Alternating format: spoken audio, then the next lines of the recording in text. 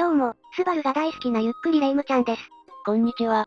STI のロゴが好きすぎるゆっくりマリサだぜ。はぁ。どうした突然発狂してまんじゅうレ夢ム。これが叫ばずにいられないわよ。これを見てよこれを。前代未聞だわ。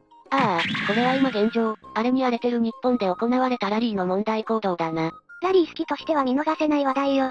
せっかく日本でラリーが行われてるのに、台無しになる可能性だってあるじゃない。まあ、怒るのも無理ないな。だけどこのチャンネルはスバルメインだぜ。チャンネルの方向性として、取り上げていいものか疑問なんだが。バカ言ってるんじゃないわスバルと言ったらラリー。それだけで、取り上げる価値はあるわ。しゃー。これは取り上げないと、こいつが落ち着かないからしょうがない。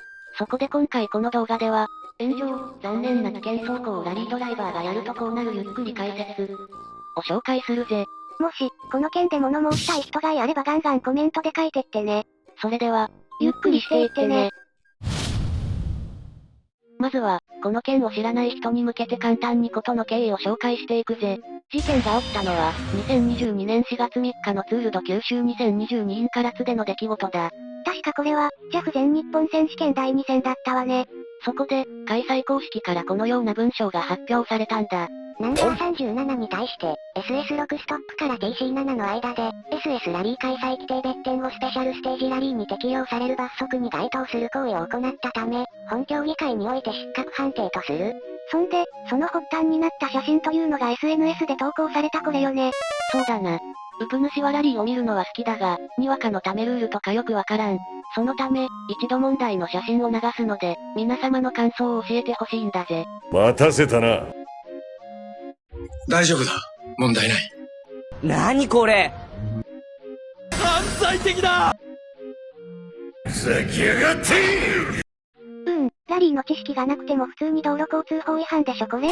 それとも、ラリー車は上級国民運転をしても許されるってことかしら。まあそうなんだがな。イエローカットもしてるし、一般車巻き込んでるしな。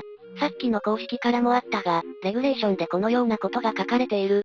道路交通法に違反したり、交通事故を起こしたりしたとき、競技会審査委員会の裁定により失格を上限とする罰則が適用されることがある。それで今回は、審査委員会の裁定で失格になったってことよね。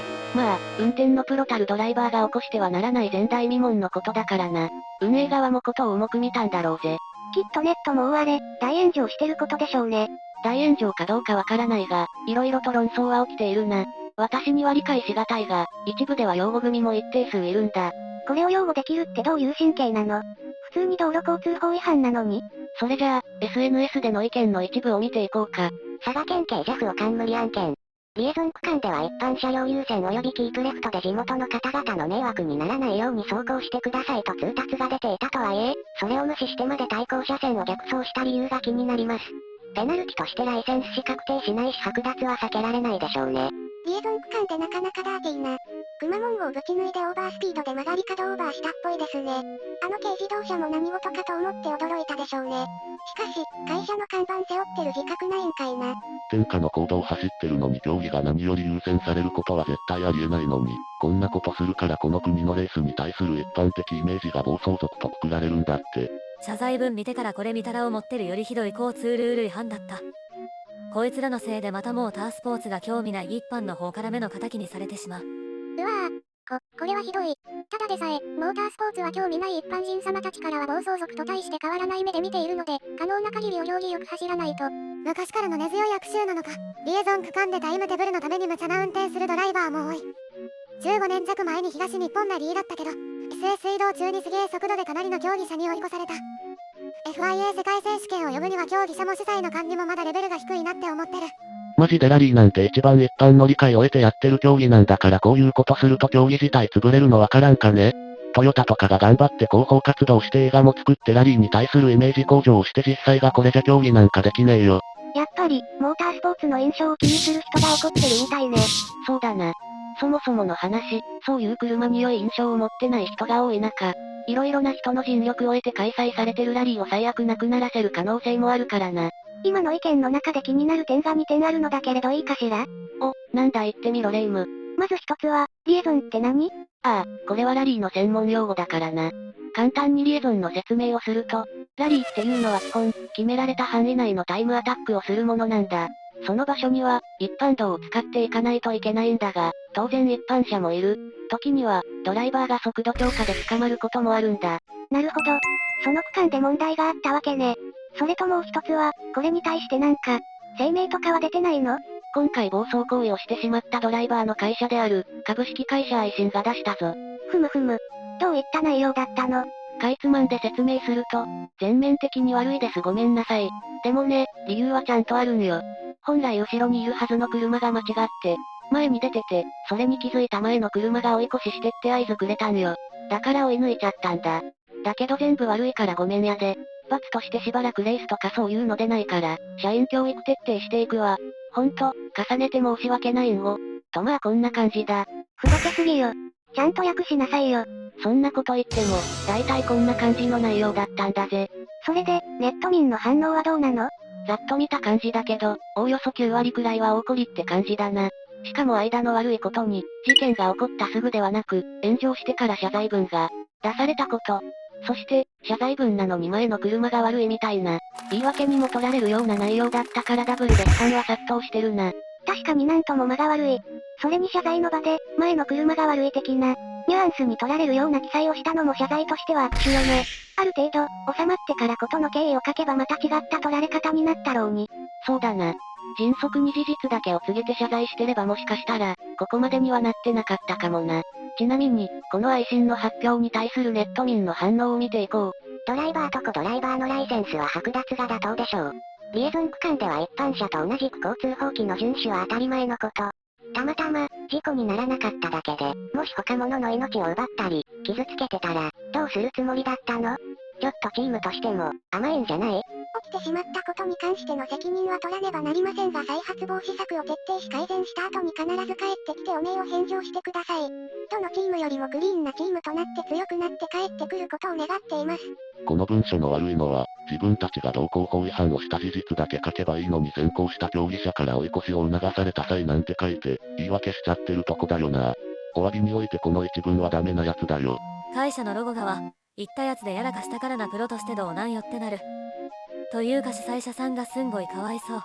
コードを使ったラリー競技が今後しばらく開催できなくなる可能性がある事案でしたね。競技者がしっかり交通ルールを守って走ったら、それだけでラリーのイメージアップになったのに。残念。大体、こんな意見がほとんどだったな。さっきのと、大体同じ理由ね。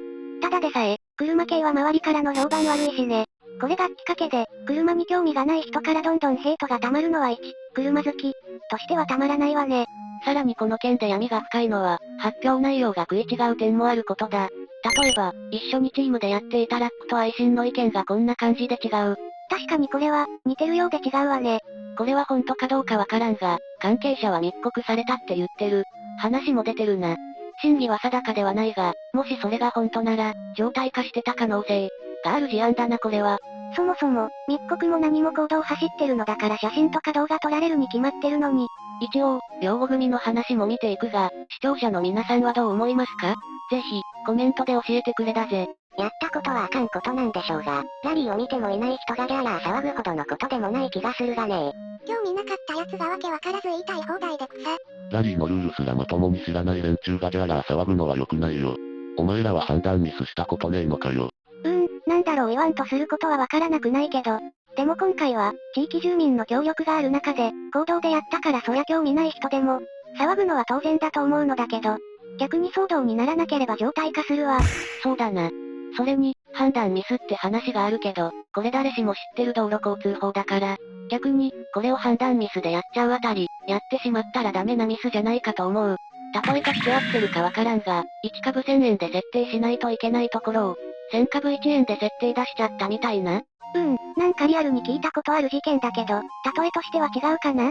とにかく、ミスどうとかのレベルじゃないやっちゃいけないことは確かだ。ぜひ、皆さんの最後まで聞いてみた感想をコメントで教えてくれると嬉しいぜ。処分についてはネット等で甘いとか厳しいとか色々あるけれども、少なくとも、もしこれが常態化しているのなら徹底的に調査して是正してほしいわね。そうだな。ラリーは地域の住民や警察、その他の方々の支援や協力があって、成立していることを忘れちゃダメだぜ。レースだから勝ちたい気持ちもわかるが、自分さえ良くても、車界隈の評判を下げてまで勝ちにこだわるのは本末転倒だ。運転のプロが道路交通法というお手本を守らないようでどうするのよって話よね。大勢のプロドライバーは守ってるだろう。ぜひ、これからも引き続き多くの運転手の模範としてあってほしいぜ。と今回の動画、炎上、残念な危険走行をラリードライバーがやるとこうなるゆっくり解説は以上になるぜ。もし、足りない情報や当時の背景等を知ってる人はコメントで他の方へ教えてほしいぜ。普段は、こんな感じでスバルの車の話や雑談等々をしています。もし、スバル好きであれば、チャンネル登録って形で繋がることができると嬉しいぜ。また、動画にしてほしいリクエスト等があれば、それもコメントまでちょうだいね。それではまた次回の動画でお会いしましょう。最後までご視聴、ありがとうございました。